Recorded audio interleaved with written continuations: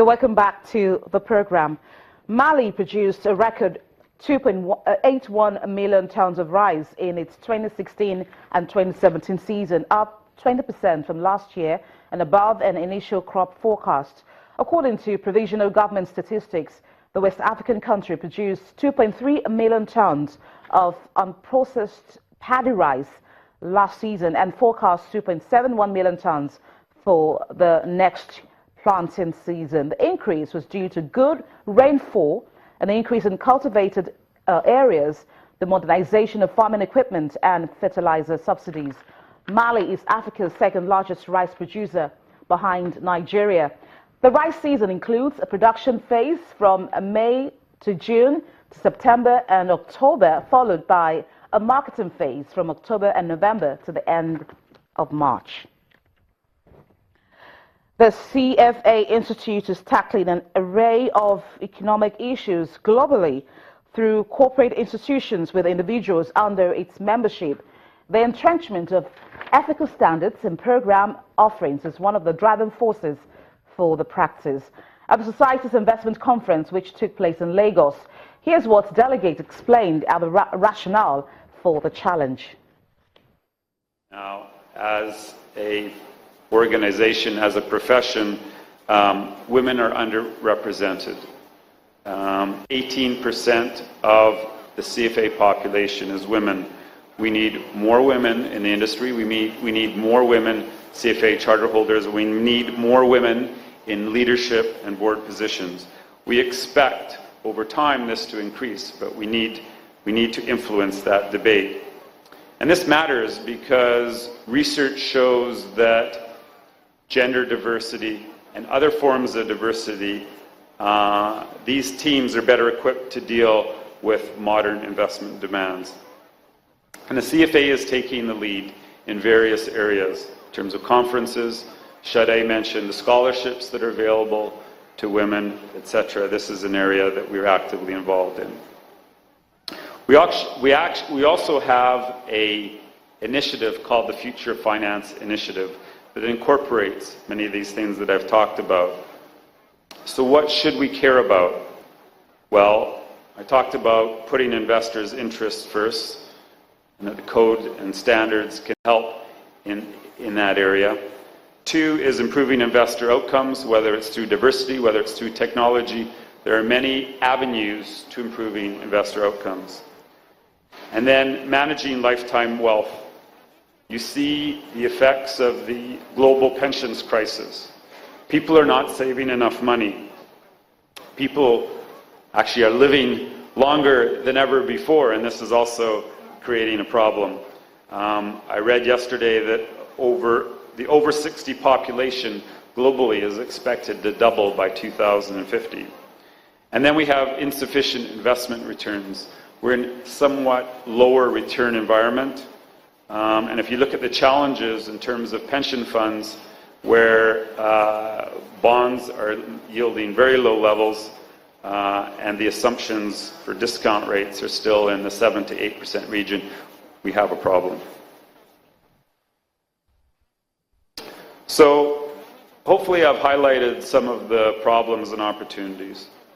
As I said at the beginning, I believe that the future is bright in Nigeria. I believe that the future is bright for finance in Nigeria. The future is bright for CFAs in Nigeria. And the CFA charter holders here, and those that are not here, have a big role to play in this growth through many of the things that we've talked about. Incredibly serious at CFA Institute. As charter holders, we have to sign an affidavit every year saying that we've lived up to and upheld the CFA Code of Ethics and Standards of Professional Conduct.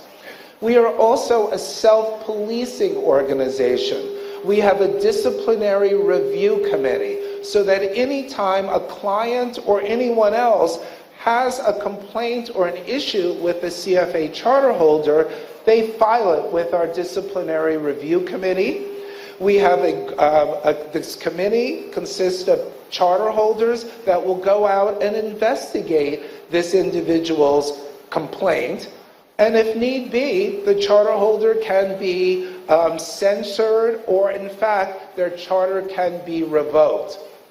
Fortunately, that is an occurrence that rarely happens, but it does happen because we really believe that in order to create, as George mentioned, a fair and transparent capital market, not only in Africa but in the world, we have to have an industry in which trust is at the basis, just like in the medical industry as well.